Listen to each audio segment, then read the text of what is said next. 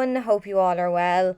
We're starting off this look by priming the eye area because it's one of the most important steps in creating this look. You don't want a beautiful shadow look that then is not going to last for the duration of the day. So priming the eyes will just make sure the shadows apply nice and smoothly, they blend nice and easily, and as I mentioned before, it ensures that they last all day long as well. So I'm just using the Photo Focus eyeshadow primer, one of my favourites, and it's budget friendly. So today I'm going to talk you through how to create a smoky eye, and unlike last week, we're focusing on our gradient across the width of the eye, so the lightest at the tear duct and darkest on that outer edge. I'm literally dividing the eye up into 3 sections using the iris as a guide. So from the tear duct to the start of the iris, then a portion that's the width of the iris, and then from the end of the iris to the outer corner. So I'm using the same palette as last week. This is one from Wet n Wild. It's got a lovely selection of shades and a range of finishes, cheap and cheerful as well, which helps. And the first shade I'm taking is the light shimmery champagne shade. I'm using that on a flat C-shaped brush from Blank Canvas Cosmetics just to tap this down on the inner corner of the eye. And as I previously mentioned, I just roughly divide up the eye in 3 sections using different points of the eye as a guide, and you don't need to be neat with this step. We're just going to get some colour down there and just start to map out our shape. The next shade I'm taking then is that transition shade, and I'm tapping this down on the centre of the eyelid, just patting and pressing the colour down there, just with another flat C-shaped brush.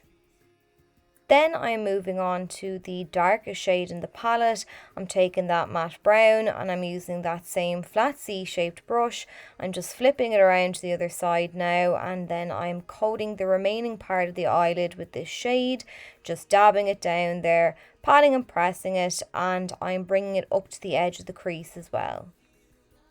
Now I'm taking the transition shade in the palette once again, this time on a universal blending brush from Sedona Lace, and I'm just going to add a little bit of depth in the crease. So I'm placing the brush down in the deepest part of the crease, overlapping it with where those lid shades meet, and then I'm using back and forward sweeping motions just to blend this colour upwards and outwards in the crease. So I'll leave this clip in real time because it literally takes a minute, and the difference just that bit of depth in the crease makes to the look is amazing. You can then really start to see the look come together. So with the look that we created last week, we focused the gradient from lash line up to the brow, so the darkest at the lash line, and then it fades from dark to light the closer to the brow bone that you get. This time I'm showing you how to create that gradient across the lid, so it's at its lightest at the inner portion of the eye and the darkest on the outer edge.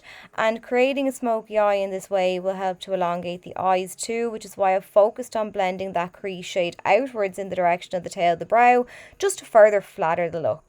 So once I'm happy with how that looks and we've got our shadows mapped out exactly where I want them, all I need to do now is some fine tuning. So I'm just starting to reapply the shades just to intensify them. So I started with that light lid shade, the champagne shade. Now I'm moving on to the brown transition shade. I'm applying a little bit more of that. And as I reapply each shade, I make sure to overlap it slightly with the shadow that I've applied previously, just to make sure they fuse together seamlessly. So the final shadow I'm applying then is the dark brown. So I'm just patting this once again on the outer portion of the eyelid, just stopping at the end of the iris there. And once I'm happy with how that looks, then I'm going to move on to the next shade. So with the smoky eye, generally I like to use 4 different shadows. So I'm taking a black now on a small C-shaped brush. I've just coated the tips of the bristles in a small amount of black, and I'm using this to add some depth to that lash line just on the outer edge of the eye.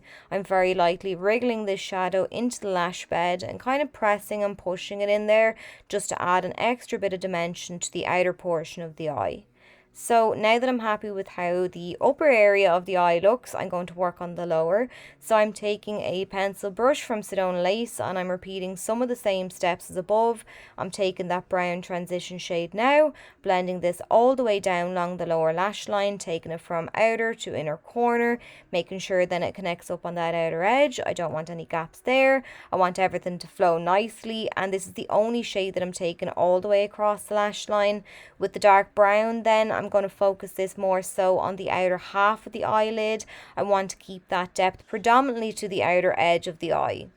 Once I've got that smoke down there, then I'm taking the black eyeshadow and I'm adding this to the roots, the lashes on the outer third of the eye, and then I'm smoking the shadow slightly downwards to fade it into the brown that I previously applied.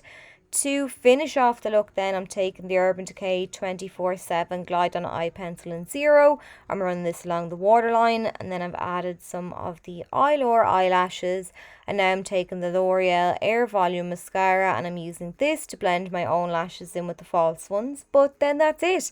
So I hope you enjoyed the tutorial. I hope you picked up a few tips and tricks. If you did, please do let me know, and I'll catch you all in a video really soon.